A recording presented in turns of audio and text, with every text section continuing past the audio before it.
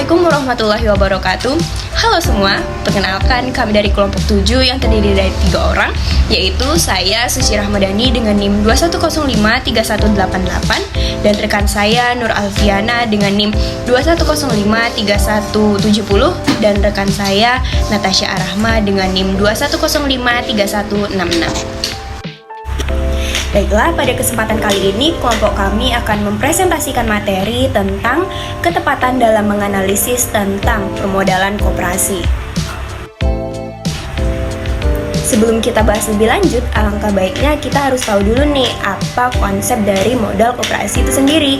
Konsep dari modal koperasi adalah sejumlah dana yang akan digunakan untuk melakukan kegiatan-kegiatan atau usaha dalam koperasi. Selanjutnya yaitu sumber-sumber permodalan koperasi. Sumber-sumber permodalan koperasi ini terdiri dari beberapa sumber. Yang pertama yaitu modal sendiri. Modal sendiri tersebut juga terbagi menjadi beberapa modal. Yang pertama yaitu simpanan pokok. Simpanan pokok adalah sejumlah uang yang wajib disetorkan ke dalam kas koperasi oleh para pendiri atau anggota koperasi pada saat masuk menjadi anggota. Simpanan pokok tidak dapat ditarik kembali oleh anggota koperasi tersebut selama yang bersangkutan masih tercatat menjadi anggota koperasi. Yang kedua yaitu simpanan wajib. Konsekuensi dari simpanan ini adalah harus dilakukan oleh semua anggota koperasi yang dapat disesuaikan besar kecilnya dengan tujuan usaha koperasi dan kebutuhan dana yang hendak dikumpulkan. Simpanan wajib para anggota ini harus diarahkan mencapai jumlah tertentu agar dapat menunjang kebutuhan dana yang akan digunakan dalam menjalankan usaha koperasi. Selanjutnya yaitu dana cadangan. Dana cadangan ini adalah sejumlah uang yang diperoleh dari sebagian hasil usaha yang tidak dibagikan kepada anggotanya. Tujuannya adalah untuk memupuk modal sendiri yang dapat digunakan sewaktu-waktu apabila koperasi membutuhkan dana secara mendadak atau menutup kerugian dalam usaha. Selanjutnya yaitu hibah. Hibah adalah bantuan sumbangan atau pemberian cuma-cuma yang tidak mengharapkan pengembalian atau pembalasan dalam bentuk apapun. Siapapun yang memberikan hibah kepada koperasi dalam bentuk apapun sepanjang memiliki pengertian seperti yang tadi untuk menghindarkan koperasi menjadi tergantung dengan pemberian hibah ini, sehingga dapat mengganggu prinsip-prinsip dan azas koperasi. Selanjutnya yaitu yang kedua, modal pinjaman atau modal luar. Modal pinjaman atau modal luar ini terdiri dari beberapa jenis. Yang pertama yaitu pinjaman dari anggota. Pinjaman ini diperoleh dari anggota koperasi, dapat disamakan dengan simpanan sukarela anggota. Kalau dalam simpanan sukarela besar kecil dari nilai simpanan tergantung dari sukarelaan anggota. Sebaliknya, dalam pinjaman koperasi meminjam senilai uang atau yang dapat dinilai dengan uang yang berasal dari anggota. Selanjutnya yaitu pinjaman dari koperasi lain. Pada dasarnya diawali dengan adanya kerjasama yang dibuat oleh sesama badan usaha koperasi untuk saling membantu dalam bidang kebutuhan modal. Bentuk dan lingkup kerja sama yang dibuat bisa dalam lingkup yang luas atau dalam lingkup sempit tergantung dari kebutuhan modal yang diperlukan. Nah, selanjutnya yaitu pinjaman dari lembaga keuangan. Pinjaman komersial dari lembaga keuangan untuk badan usaha koperasi mendapat prioritas dalam persyaratan. Prioritas tersebut diberikan kepada koperasi sebetulnya merupakan komitmen pemerintah dari negara-negara yang bersangkutan untuk mengangkat kemampuan ekonomi rakyat, khususnya untuk usaha koperasi. Selanjutnya yaitu obligasi dan surat utang. Untuk menambah modal koperasi juga dapat menjual obligasi atau surat utang kepada masyarakat investor untuk mencari dana agar dari masyarakat umum di luar anggota koperasi. Mengenai persyaratan untuk menjual obligasi dan surat utang tersebut diatur dalam ketentuan otoritas pasar modal yang ada. Dan yang terakhir yaitu sumber keuangan lain. Sumber keuangan lain ini berasal dari dana yang tidak sah dapat dijadikan tempat untuk meminjam modal. Modalan yang ketiga yaitu utang jangka panjang. Dibagi menjadi yang pertama yaitu utang hipotek. Utang ini bila diambil dapat pertanggungan barang-barang yang tidak bergerak. Berarti bahwa pemilik atau pemberi uang mempunyai hak untuk menjual barang-barang. Apabila sewaktu-waktu koperasi lalai membayar, maka hasil dari penjualan barang-barang dapat dianggap sebagai pembayaran utang-utangnya. Yang kedua yaitu kredit investasi. Ini merupakan kredit atau pinjaman dari pihak ketiga atau bank kepada koperasi untuk membiayai atau membeli barang-barang tetap seperti kendaraan, mesin-mesin, tanah, untuk pabrik dan sebagainya. Dan yang terakhir, yang keempat yaitu utang jangka pendek.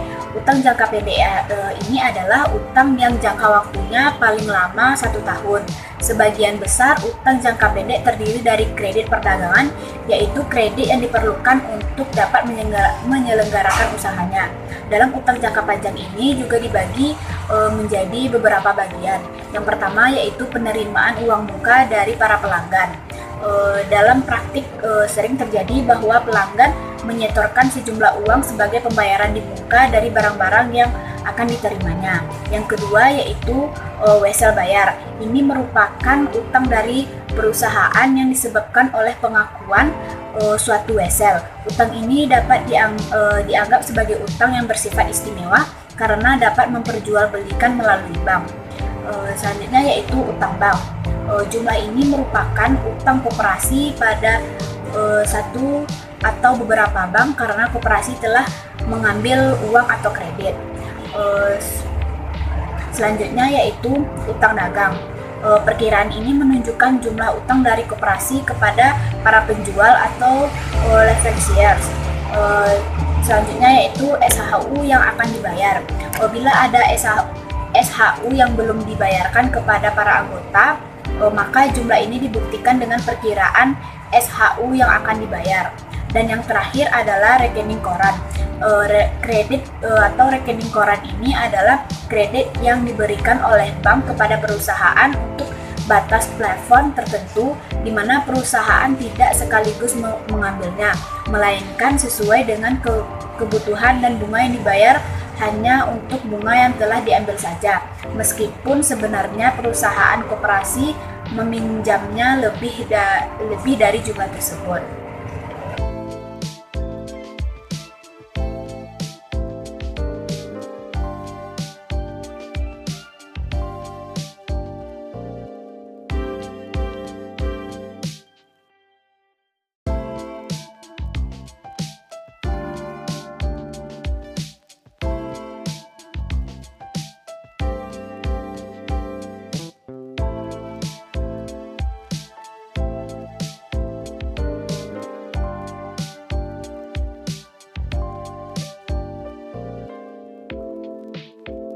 Efisiensi ekonomi usaha koperasi dapat diukur dengan menggunakan 3 ukuran.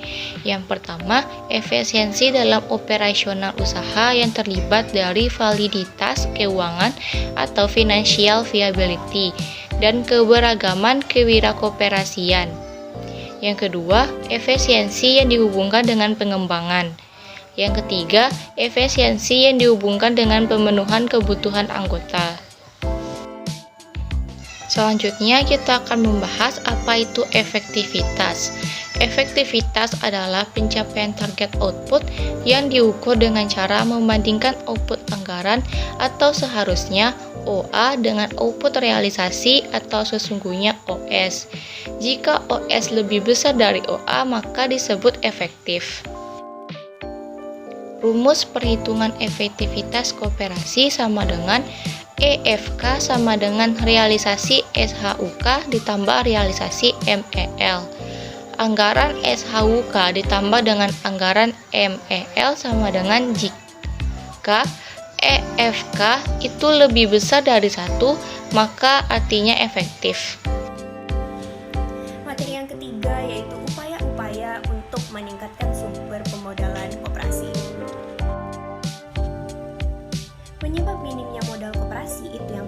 karena kurangnya kesadaran anggota dalam koperasi, padahal anggota koperasi bisa dikatakan juga sebagai pemilik koperasi. Yang kedua, kelemahan dalam pembentukan modal sendiri. Yang ketiga, kelemahan dalam menarik sumber modal dalam organisasi lain. Dan yang terakhir itu karena kurangnya inisiatif dan upaya sendiri dalam meningkatkan permodalan koperasi. Nah, untuk menanggulangi minimnya modal koperasi itu dibutuhkanlah upaya untuk meningkatkan sumber modal koperasi. Itu yang pertama dengan cara meningkatkan usaha koperasi dan meningkatkan SHU sebesar mungkin.